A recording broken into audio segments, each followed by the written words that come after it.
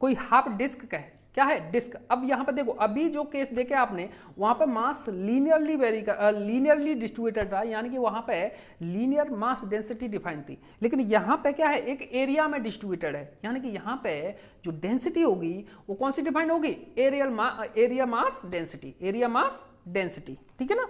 अच्छा, अगर मैं कंसीडर करूँ कि अगर इसका मास m है और इसका एरिया कितना हो जाएगा, अगर A गिवन है, R गिवन है, तो एरिया कितना हो जाएगा, एरिया हो जाएगा बच्चा पूरी डिस्क का हो जाता है कितना, pi are square.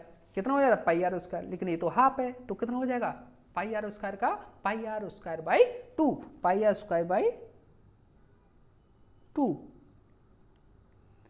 Pi are square by 2। तो अगर मैं यहाँ पे कैलकुलेट करना चाहूँ, क्या कैलकुलेट करना चाहूँ, कैलकुलेट करना चाहूँ इसकी क्या, छोड़ो, अगर इसकी फाइंड करना चाहूँ डेंसिटी रो, कौन सी डिफाइन होगी, एरिया वाली कौन सी, सिग्मा होता है, sigma is equal to total mass divide by area, और टोटल मास कितना है m, और एरिया कितना है पाई आर स्क्वायर बाई 2, तो यहाँ से हो जाएगा 2m divide by pi are square, है ना, इतना हो जाएगा। अच्छा ठीक है भाई, इतना हो जाएगा।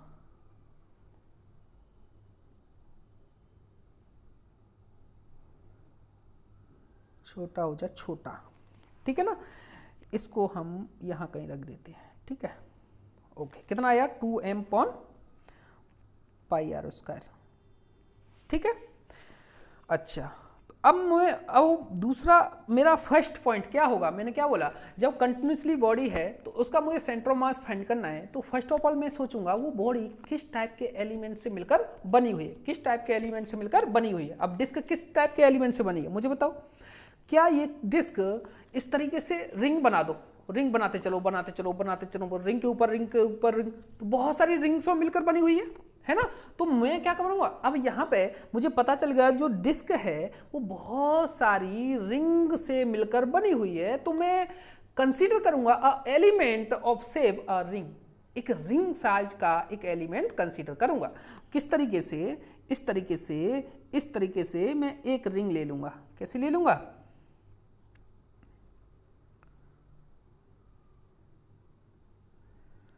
कॉपी यहाँ उठा लेते हैं, आसान होगा समझना, ठीक है।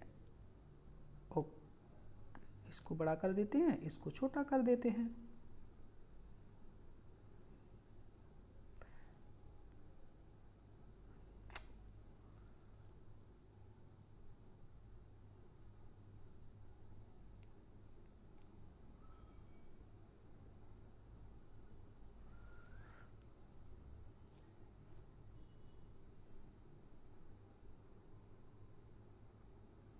ठीक है, अब देखो किस तरीके से हम लोग इसको सॉल्व करेंगे।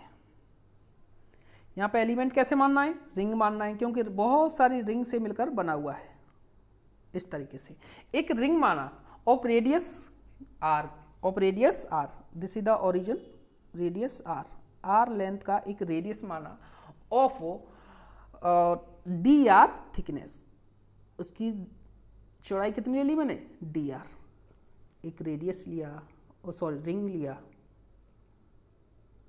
Ring of D R radius का रिंग लिया है जिसकी थिकनेस कितनी ले ली है, डी आर, ठीक है ना। अब ये एलिमेंट ले लिया मैंने, कंसीडर कर लिया। अब इस एलिमेंट का क्या होना चाहिए, अब दूसरा टर्म क्या हो जाना, स्टेप क्या होना चाहिए, इसका मास फाइंड करना। इसका मास फाइंड करोगे आप, इसका डीएम, मास कैसे फाइंड करोगे, डीएम, मास फाइंड करोगे आपका area density into its area. अब इसका एरिया कैसे निकालोगे, 2 पाई, इसकी जो पेरीमीटर है वो कितनी हो जाएगी, फुल सर्कल का क्या हो जाएगा 2 पाई आर, लेकिन ये तो हाफ है और रेडियस आर है, स्मॉल आर है, तो कितना पाई आर, कितना हो जाएगा पाई आर इनटू इट्स की थिकनेस कितनी हो जाएगी, D R, this is the area.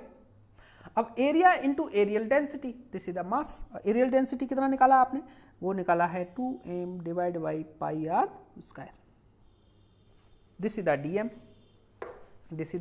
DM, और ये जो वैल्यू है ये क्या है, ये आपका डी ए है, और ये क्या है आपका, ये रो है, सिग्मा, सॉरी ठीक है, डीएम आ गया आपका। अब इस एलिमेंट का सेंट्रोमास कहाँ होगा, इस एलिमेंट के भी बात कर रहा हूं, इस एलिमेंट का सेंट्रोमास कहाँ पे होगा। अब याद करो, अभी भी रिंग का क्या निकाला आपने, रिंग का क्या निकाला, 2r/π। अरे अभी तो निकाला है रिंग का, ये देखो रिंग का, ये रिंग का क्या होता है 2r/π, 2r/π। तो इस एलिमेंट का अगर मैं लिखना चाहूं सेंट्रोमास यहाँ कहीं होगा, यहाँ कहीं होगा, और कितनी लेंथ पे होगा, यहाँ पे होगा 2r/π पे, 2r/π। तो बाई भी मिल गया मुझे, डीएम भी मिल गया। अब क्या चाहिए, सीधे फॉर्मूला अप्लाई करना है, सीधे फॉर्मूला अप्लाई करना है। कैसे निकालोगे, देखो अभी निकालते हैं। बाई कोऑर्डिनेट cm, अच्छा एक्स क्यों नहीं निकाल रहा हूँ, क्योंकि एक्स बाई एक्सिस के अबाउट, इधर भी सेम सिमेट्रिकल है, इधर भी सिमेट्रिकल है, बाई एक्सिस के अंदर सिमेट्रिकल है, केवल एक्स एक्सिस के अबाउट सिमेट्रिकल नहीं है। तो जो सेंटर ऑफ मास है वो कहाँ लाई करेगा, बाई एक्सिस पे, ठीक है। तो बाई कोऑर्डिनेट आएगा, एक्स की वैल्यू 0 हो जाएगी, ठीक है। अच्छा इधर देखो क्या होगा, by D M divide by integration D M, okay. अब बाई की वैल्यू कितनी है 2r/π, 2r/π, और डीएम की वैल्यू कितनी निकाले आपने, डीएम की वैल्यू यहाँ से हल कर लो, यहाँ से हल करोगे आप, पाई ने पाई को मार यहाँ वैसे ही लिख लो 2r dr इंटू 2m/πr²। जिसको मारना है मार दो। यहाँ से आ गया आपका डीएम की वैल्यू, यहाँ से हल करके लिख सकते हो, कितनी आ जाएगा, पाई ने पाई को मारा तो 2m कितना आ जाएगा 2m अपॉन नीचे क्या आएगा r², 2m/r², और क्या बचा, पाई ने पाई को मारा r dr, इतना वैल्यू आएगा। तो यही लिख देते हैं हम लोग, इतना लिखने के बजाय, है ना, यही लिख देते हैं। कितना होगा 2m/r² इंटू r dr, नीचे भी लिख दो, नीचे भी क्या हो जाएगा 2m/r² इंटू r dr, ठीक है ना, ओके। अच्छा लिमिट r की वैल्यू यहाँ पे वेरी कौन कर रहा है, r, देखो यहाँ पे एक रिंग रखा, फिर एक और रिंग रखा, तो उसके लिए r इंक्रीज होती जाएगी। तो r की वैल्यू कहाँ से कहाँ तक इंक्रीज होगी, सेंटर पे कितनी है 0, और धीरे धीरे r की वैल्यू कहाँ होगी, कैपिटल R तक, कैपिटल R तक। दो लिमिट 0 to r। अब कॉमन ले लो, जो बाहर निकलना है, कॉमन क्या हो जाएगा 4m बाहर आ गया, और आ गया πr², अंदर क्या बचा, अंदर बचा आपका r² dr डिवाइडेड बाई, नीचे क्या हो गया 2m बाहर आया अपॉन r² भी बाहर आया, इंटीग्रेशन r dr, ठीक है। देखो किसने किसको मारा, m ने m को मारा, इसने 2 टाइम्स मारा, और r² ने r² को मार दिया। क्या बचा, यहाँ से बचा आपका integration 2 upon pi integration r² dr upon नीचे बचा आपका इंटीग्रेशन r dr, और 0 to r, ठीक है ना। ओके आगे चलते हैं। 2/π, अब इसका इंटीग्रेशन कितना r² का r³ और 0 to r, ठीक है ना। और नीचे का कितना हो जाएगा r² डिवाइड बाई 2, लिमिट कितना हो जाएगा 0 to r, आगे रखो 2/π, यहाँ हो जाएगा r³/3, नीचे आ जाएगा आपका r²/2,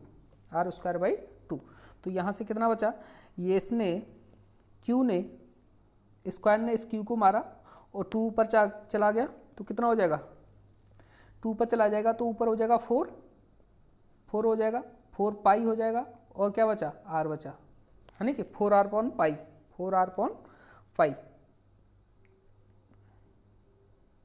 तो डिस्क का जो सेंटर ऑफ मास होगा वो कितना हो जाएगा 4r/π, पक्का, कुछ गड़बड़ लग रहा है, कुछ गड़बड़, ये 3 कहाँ है, ये भी तो 3 बचा यार, 3 नीचे आ गया, तो ये भी 3 नीचे आ गया, तो क्या आ गया 4r/3π, this is the centre of mass of disc, this is the centre mass of disc. Disc का सेंटर मास कितना होता है 4r/3π, 4r/3π। तो यहाँ पे इस एक्सिस पे यहाँ कहीं होगा सेंटर ऑफ मास, और कितनी डिस्टेंस पे यह होगा 4r/3π। क्लियर।